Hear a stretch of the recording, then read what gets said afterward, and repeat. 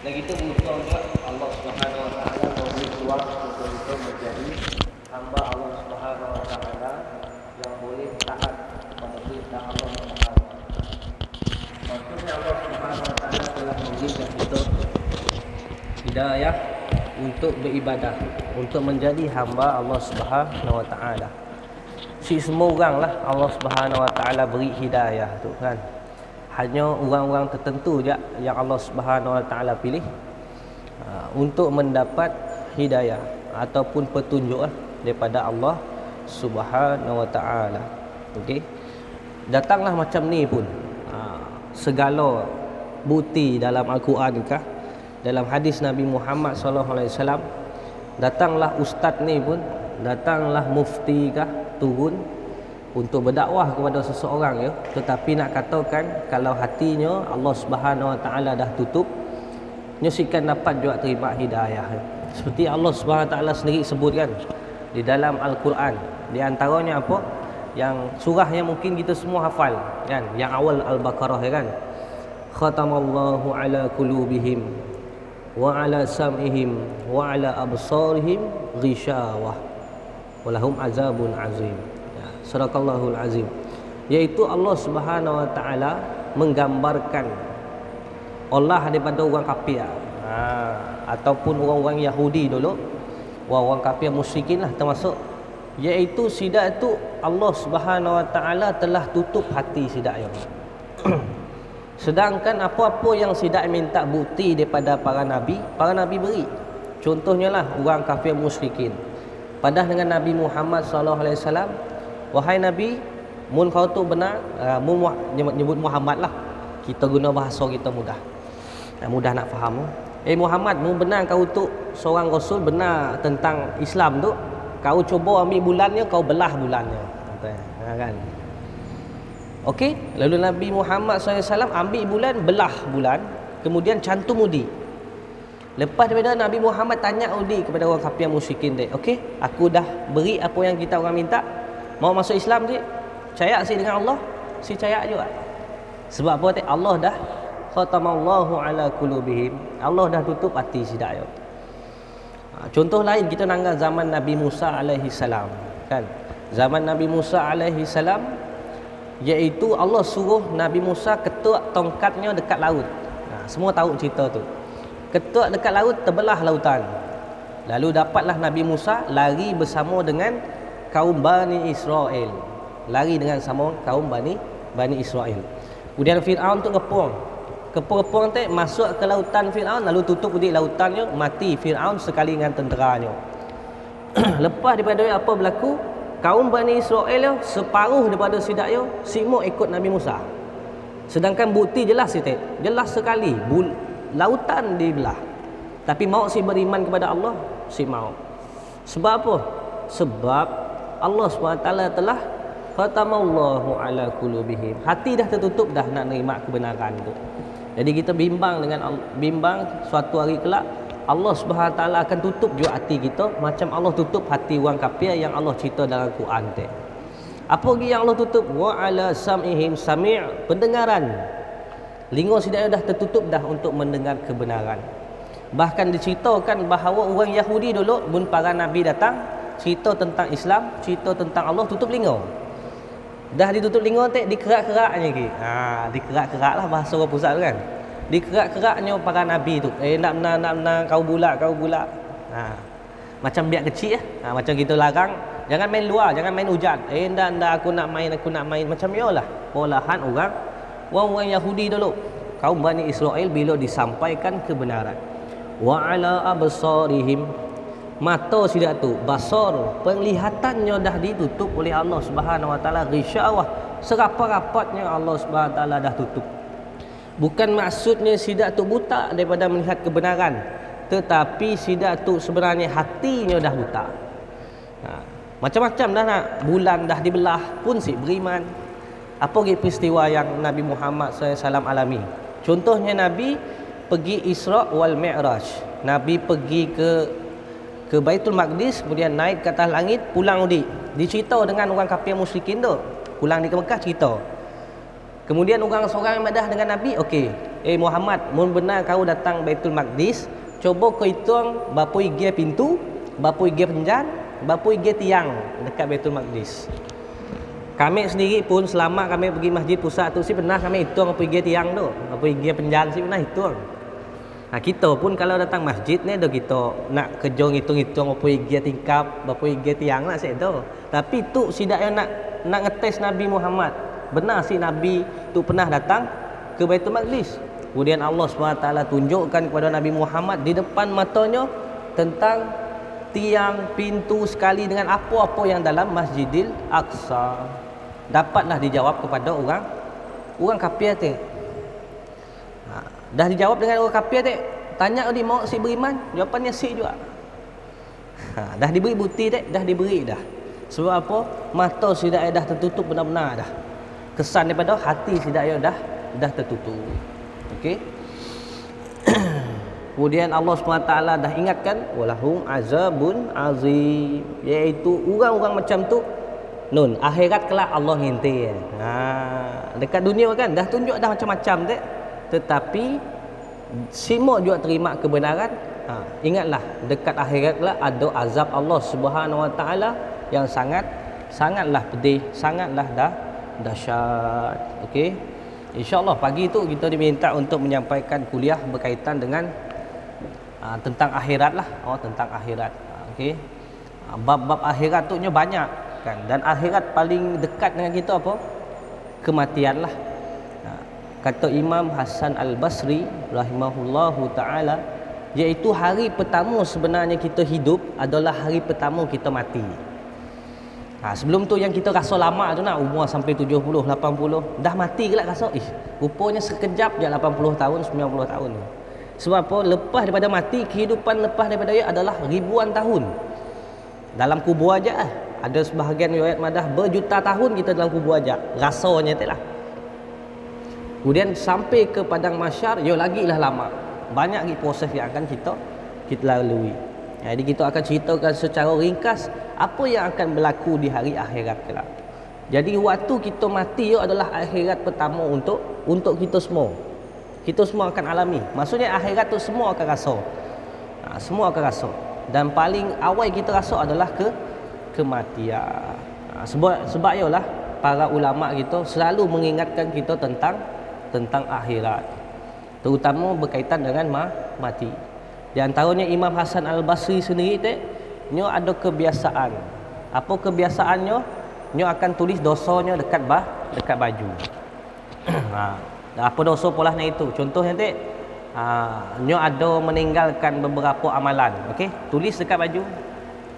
Kemudian ada tersilap sikit, tulis dekat baju. Sampai nyo nangis.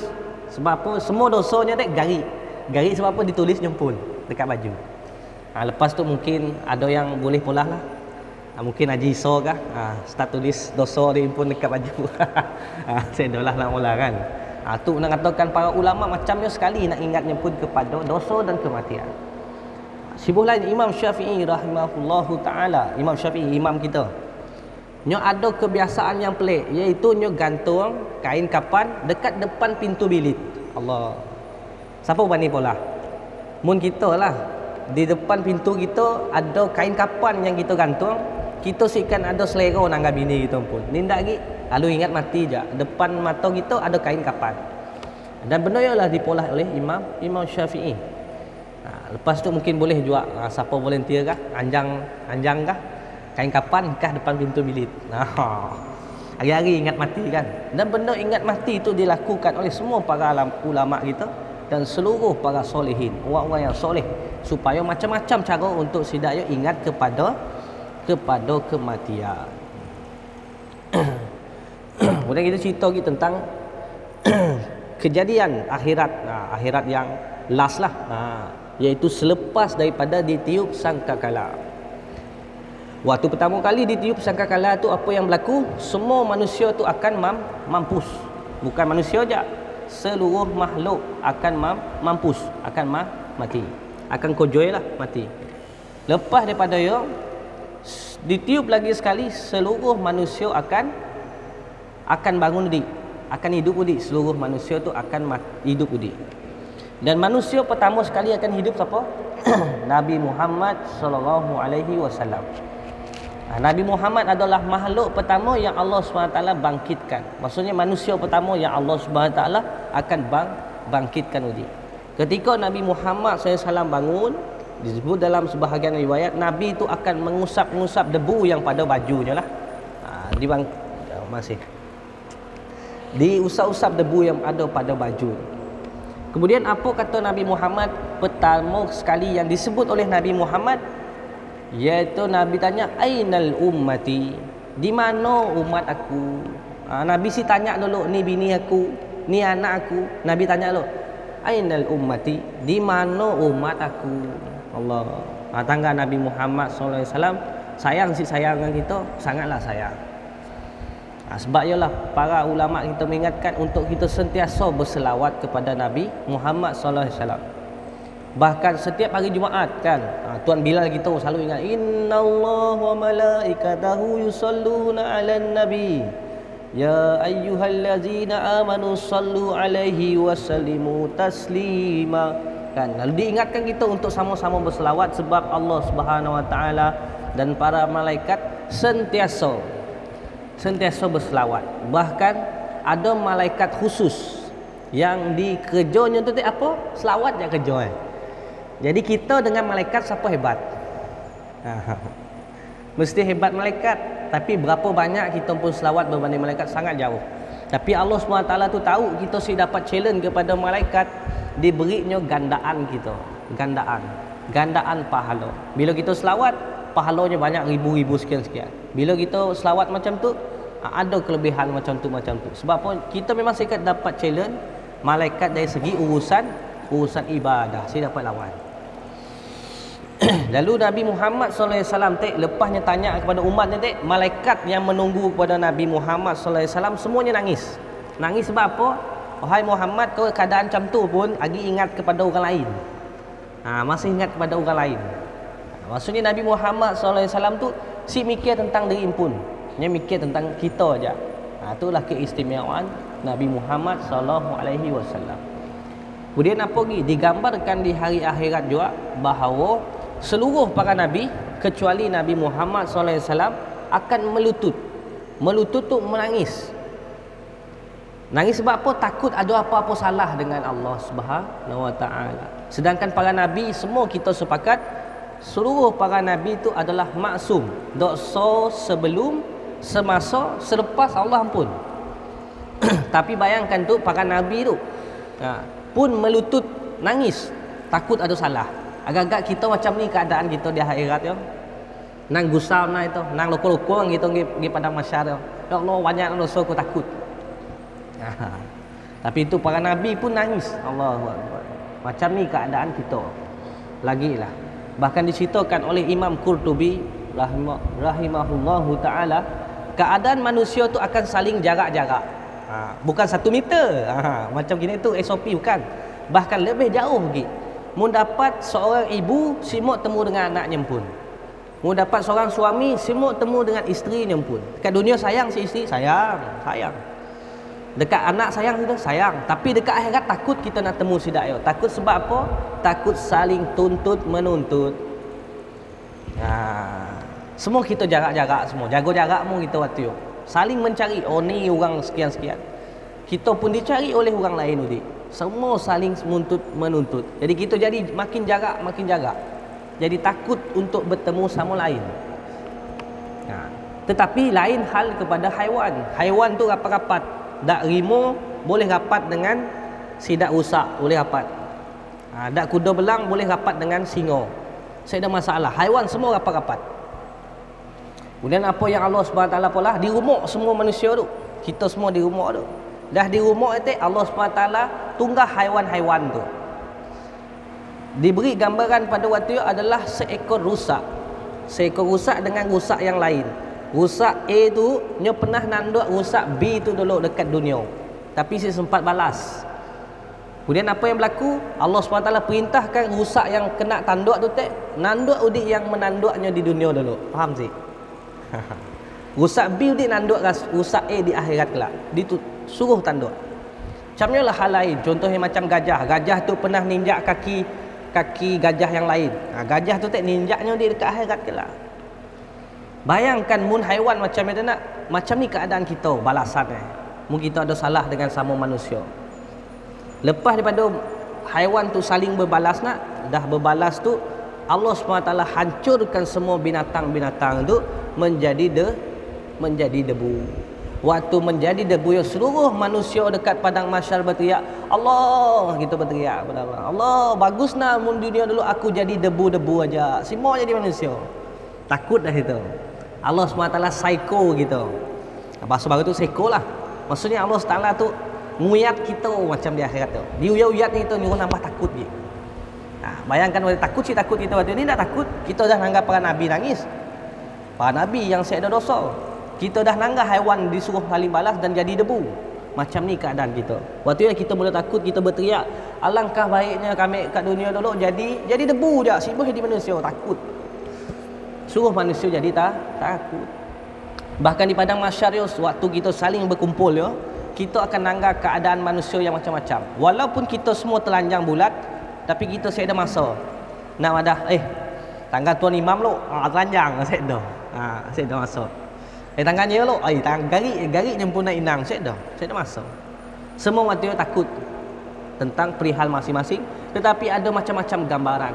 Antaranya yang Nabi Muhammad SAW sebutkan dengan sahabatnya dekat akhirat kelak, ada orang jalan make pala. Bahkan ada yang jalan make mukanya pun jalan. Disebabkan apa? Dosanya kat dunia.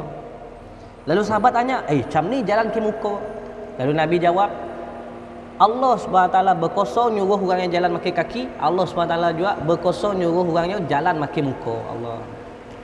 Bayangkan jalan make muka. Bahkan ada yang wujudnya di akhirat palaknya jadi palak babi. Ada yang mukanya hitam terus. Bahkan orang-orang yang ingkar perintah Allah tu, dia akan cari orang soleh, orang-orang yang beriman kepada Allah. Untuk apa? Untuk pinjam api, pinjam lampu. Bukan lampu torchlight, tapi mau pinjam cahaya daripada orang-orang yang beriman. Sidak isi garik dekat akhirat tu gelap gelita petang. Jadi dia nak jalan perlukan cahaya. Cahaya tu datang dari sini daripada orang yang beriman. Antara cara nak dapat cahaya tu macam ni, Nabi sendiri dah sebut, aku dapat mengenal umatku di akhirat kelak dengan cahaya air sembahyang. Bayangkan orang si pernah sembahyang kat dunia tu, macam ni dia nak garik di akhirat kelak. Nabi pada aku dapat kenal umat aku daripada kesan air sembahyang.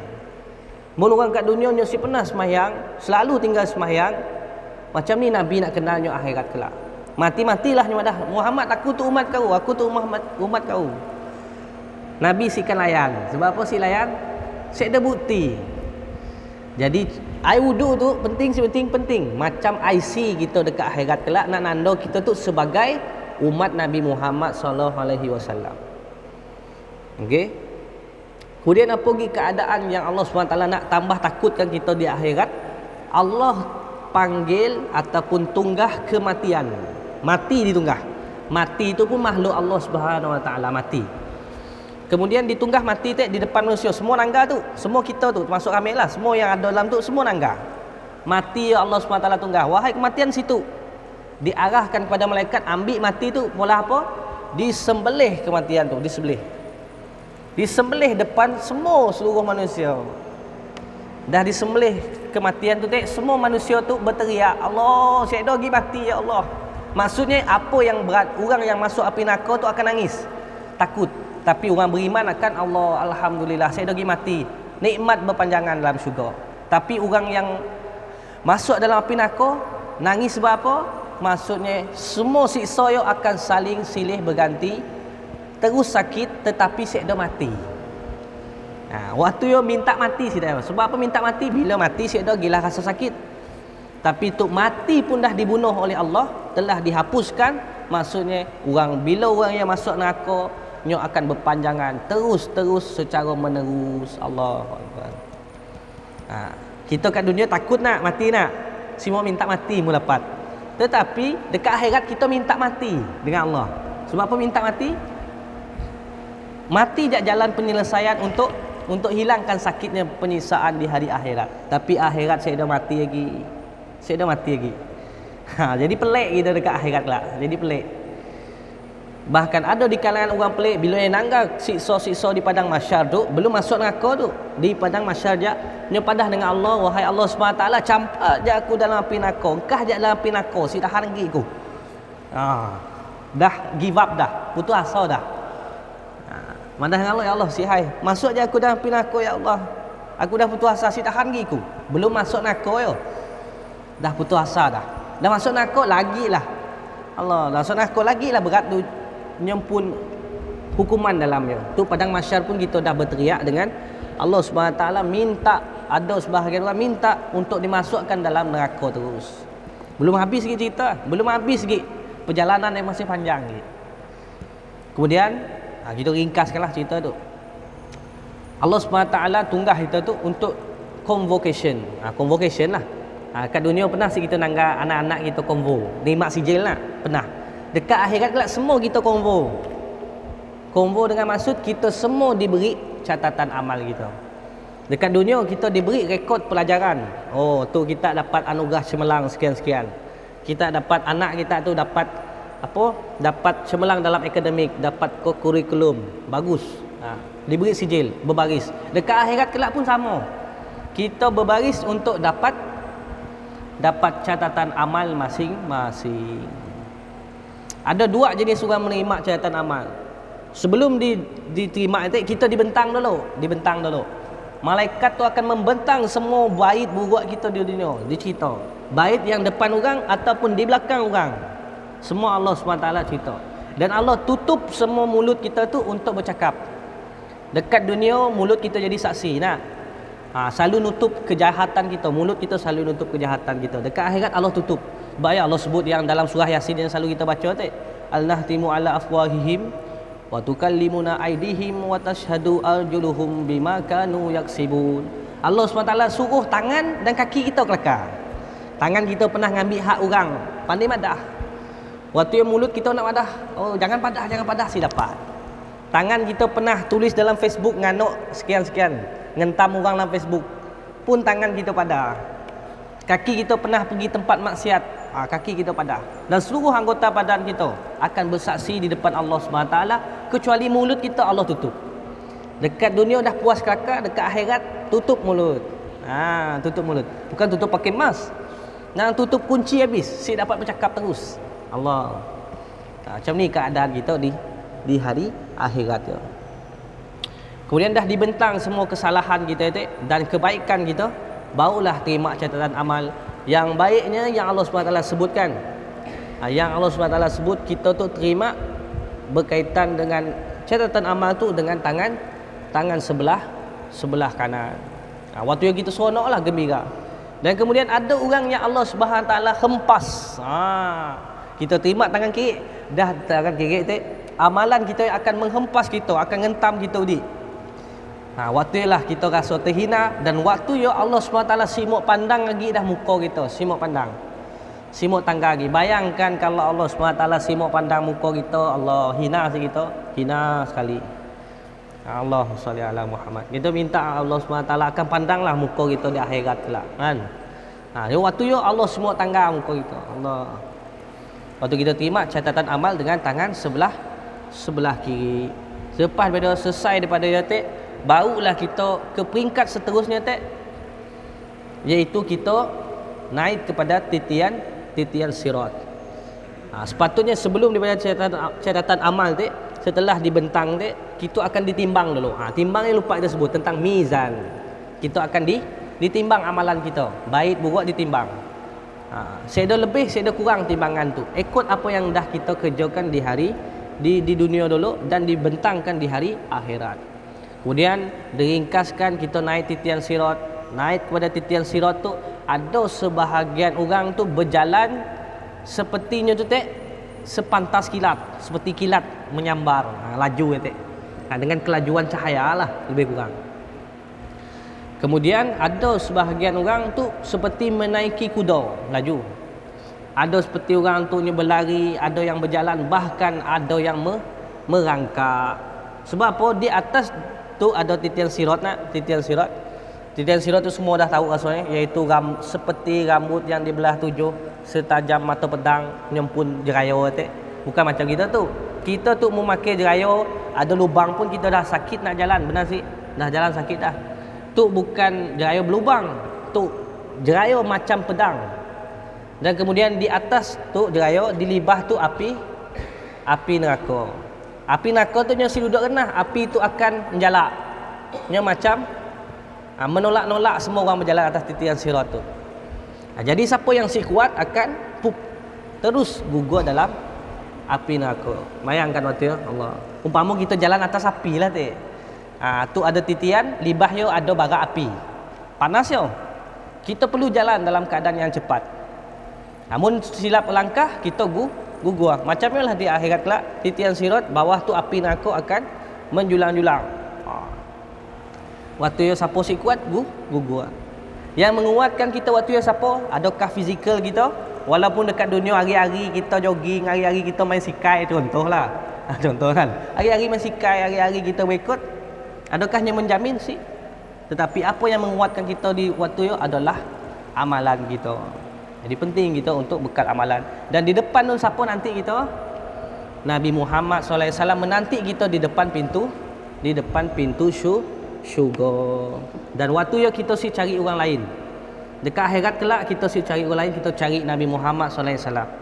Nabi-nabi lain pun siapa tolong kita di akhirat kelak. Bahkan dicerita dalam hadis Nabi Muhammad SAW, ada seorang manusia pergi jumpa Nabi Adam. Lepas dia jumpa kepada Nabi lain lagi, Nabi Idris, Nabi Nuh, sampailah bertemu dengan Nabi Isa. Semua Nabi dijumpanya untuk minta syafaat, minta tolong. Semua pada jawapan yang sama, aku si dapat. Lalas jumpa dengan Nabi Muhammad SAW, barulah Nabi Muhammad SAW dapat tolong. Orang lain si dapat tolong. Nabi Muhammad je dapat pujuk Allah SWT. Dapat beri kita syafaat. Okey, jadi penting untuk kita sayang kepada Nabi Muhammad SAW. Kemudian last kali kehidupan dalam syurga macam ni. Dalam syurga tu nikmat terlalu banyak. Antaranya nikmat bertemu dengan Nabi Muhammad SAW. Kita dapat duduk dengan Nabi, dapat bercerita dengan Nabi. Bayangkan kita dapat duduk lepak dengan Nabi kan dalam syurga. Bahagia si bahagia. Bahkan para sahabat selalu cerita tentang Nabi Muhammad SAW. Bila sidak duduk dengan Nabi, sidak rasa simak pulang. Sebab apa? Seronok duduk dengan Nabi tu. Nabi tu senyum dia ajak nyuruh sahabat rasa Allah. Dah lah cukuplah itu. Silah kakak Nabi kan. Dah rasa senang dah. Bayang tu kita dapat diam bersama dengan Nabi Muhammad SAW di dalam syurga. Dan nikmat paling besar dalam syurga apa? Ialah dapat melihat Allah Subhanahu Wa Taala. Tu nikmat paling besar. Bila kita dapat melihat Allah, itulah kebahagiaan paling besar dalam nikmat, di antara nikmat di dalam syurga. Nikmat dalam syurga tu banyak, tapi paling besar adalah dapat melihat kepada Tuhan kita yang telah menciptakan kita. Bayangkan kita nanggap alam jak seronok sih. Contohnya kita pergi pantai Kabuang, induk sih nanggap pantai, ya Allah tenang angin ni kan, nyemput ombak, menenangkan. Apa yang diciptakan oleh Allah. Bayangkan yang menciptakan Allah, yang menciptakan alam tu lagilah indah. Tapi kita dilarang untuk membayangkan bentuk Allah SWT. Si boleh. Tapi dekat akhirat kelak, insya-Allah dalam syurga kita akan dapat melihat Allah Subhanahu Wa Taala. Kemudian di dalam neraka lain hai, orang dalam neraka berteriak minta tolong. Dan kita orang ahli syurga tu insya-Allah akan dapat melihat ahli neraka. Waktu yo ahli syurga tu Allah kesian yatina langgar kan. Sebab apa? Sifat ahli syurga tu nyosi pentingkan diri. Sifat ahli syurga tu kat dunia pun kita dapat anggap. Punya jenis pentingkan diri, bukan sifat-sifat ahli syurga. Ahli syurga tu sentiasa fikirkan orang lain. Dalam syurga masih cari.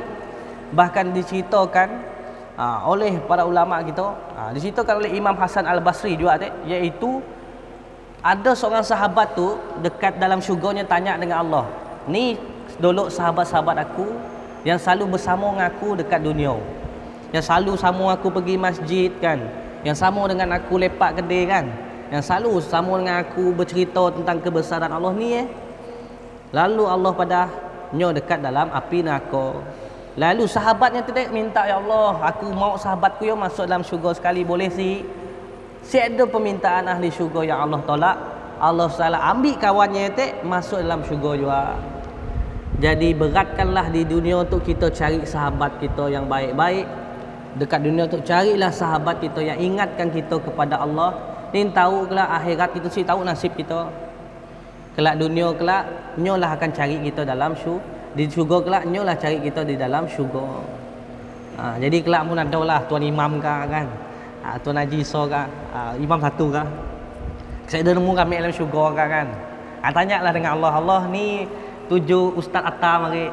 Benar ceramah nyom pun saya ada dalam syurga tu ni. Tiba-tiba Allah Taala takdirkan kami dalamnya. Mintalah dengan Allah, Allah aku mau juga nyemat dalam tu. Allah. Kita si tahu nasib kita di akhirat si tahu. Okey.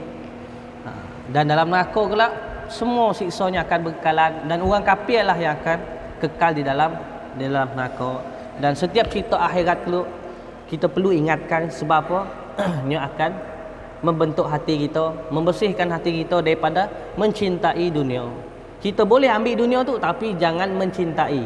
Seperti mana Saidina Umar radhiyallahu anhu ajar kepada kita, dunia tu biar kita engkahlah tangan je, bukan dalam hati kita. Sebab apa? Bila dalam tangan, contohlah kita ada barang dalam tangan kita mudah untuk lepaskan. Tapi kalau dah masuk dalam hati, dia jadi payah. Okey? Dan setiap cerita akhirat tu memang kita faham. Kita akan lupa sekejap je. Bahkan ada sahabat Nabi Muhammad SAW dulu, iaitu Hanzalah radhiyallahu anhu. Ketikanya pulang rumah, tu cerita last lah. Dah habis lah. Ketikanya masuk dalam rumah, nya tetap lah. Bercerita lah, bersuka macam kita juga. Bersenang-senang dengan isteri dan anak-anak. Bergurau, bercerita. Kemudian bergurau senda. Tetap macam kita dekat dunia juga. Kita kini tu pulang rumah tu main dengan anak bini lah, biasalah. Dan Hanzalah pun berlaku benda yang sama. Lalu Hanzalah terfikir, dekat masjid aku dengan para sahabat lain dengar cerita Nabi, nangis-nangis kami orang diceritanya tentang akhirat. Tapi datang rumah tetap udi. Datang rumah tetap. Adakah aku telah munafik? Ni wadahnya pun. Lalu dia nangis, ya Allah aku dah munafik dah. Bukan benar lagi aku nangis dekat dalam masjid Nabi cerita tentang akhirat syurga neraka, tapi datang di rumah aku lupa dengan Allah. Aku bersyukur gembira dengan anak bini. Lalu dia berjalan dia nak ngagak Nabi nya nganoknya pun aku telah munafik. Ditanggap oleh Saidina Abu Bakar. Saidina Abu Bakar tanya kepada Hanzalah, napa hai kau tu kan? Kan bahasa itu yang mula faham. Napa hai kau macam tu? Wahai hau nganok hau pun munafik tu. Aku dekat dalam dekat dalam majlis Nabi Muhammad sallallahu alaihi wasallam aku nangis-nangis ngenang akhirat. Tapi datang rumah aku lupa semuanya. Aku bergurau dengan bini aku, tetak lagi dengan anak bini aku. Lalu Abu Bakar pun dengan Hanzalah madaf ya. Hanzalah pun nangis, Abu Bakar pun nangis juga. Sebab apa? Abu Bakar padah, aku pun macam kau juga Hanzalah. Adakah aku munafik juga? Dengan Hanzalah. Abu Bakar pun nangis juga, aku dah munafik. Lalu sampai cerita kepada Nabi Muhammad sallallahu alaihi wasallam, Nabi pun tersenyum. Lalu Nabi padah, kita orang tu apalah? Macam inilah lebih kurang kan. Biasalah kita sebagai manusia, kita memang ada masa juga dengan anak bini untuk suka gembira. Memang biasa. Sebab ialah kita sentiasa perlu diingatkan kepada akhirat supaya hati kita sentiasa terbentuk. Sentiasa seadalah dunia dalam hati kita. Walaupun dunia yo memang di sekeliling kita. Memang kita sepak elak anak bini, harta, kerja, memang di sekeliling kita, memang kita perlukan. Tetapi benda yang sikan sekurang-kurangnya benda yang sikan masuk dalam hati kita insya-Allah. Jadi moga bermanfaat apa yang kita dah kongsi pada pagi tu. Jadi kita minta maaf dah curi masa kita. Moga Allah SWT mengurniakan tempat yang terbaik lah untuk kita di akhirat. Ingat Tuan Imam, Tuan Bilal kah, siapa-siapa dalam tu lah, dalam syurga ke lah, mesti temu kami. Tanya-tanya lah dengan Allah. Ni tuju ustaz Atta kan. Bukan main di ustaz dia dulu. Ngajar kami ngaji pun semua. Yang pun saya tahu dalam tu bahaya lah kan. Tanya dengan Allah SWT. Okey, insya-Allah kita tutup majlis kita dengan membaca tasbih kifarah dan surah Al-As. Subhanallah bihamdihi, subhanakallahumma hamdika, asyhadu an la ilaha illa anta, astaghfiruka wa atubu ilaik. Bismillahirrahmanirrahim. Wal asri Inna insana hafiz illa allazina amanu wa amilus solihati wa tawasaw bil haqqi wa tawasaw bis sabr. Assalamualaikum warahmatullahi wabarakatuh.